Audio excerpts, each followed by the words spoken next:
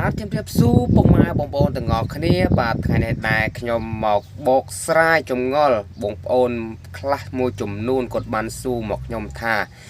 បាទផែកល្មិចដែលគេរកលុយបានផែកល្មិចដែលគេរកលុយមិនទាន់បានបងប្អូនយើងទាំងអស់គ្នាបាទបងប្អូនយើងទាំងអស់គ្នាចាំខ្ញុំបន្តិចទៀតខ្ញុំនឹងប្រាប់ពុកម៉ែបងប្អូនទាំងអស់គ្នា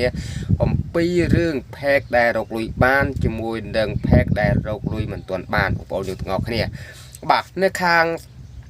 ឆ្វេងដៃរបស់ខ្ញុំនេះគឺជាផែកដែលរកលុយមិនទាន់បានទេបងប្អូនយើងទាំងគ្នាបាទចំណែកនៅខាងស្ដាំដៃរបស់ខ្ញុំគឺជាផែកដែលគេរកលុយបានហើយពុកម៉ែបងប្អូនទាំងគ្នាណាបាទនេះខាងស្ដាំដៃនេះគឺជាtool CM ដែលគេរៀបចំឲ្យពុកម៉ែបងប្អូនទាំងអស់គ្នាទៅរៀបចំដើម្បីយើងស្នើរកលុយជាមួយនឹង Facebook បាទពុកម៉ែបងប្អូនទាំងគ្នាបាទដើម្បីយើងបាន tool ទាំងtool CM មួយនេះពុកម៉ែបងប្អូនទាំងអស់គ្នាណាបាទពុកម៉ែបងប្អូនទាំងអស់គ្នាទល់តែមានវីដេអូផុសជារៀងរាល់ថ្ងៃជាប្រចាំដើម្បីបានទទួល tool CM នេះពុកម៉ែបងប្អូនទាំងអស់គ្នាបាទ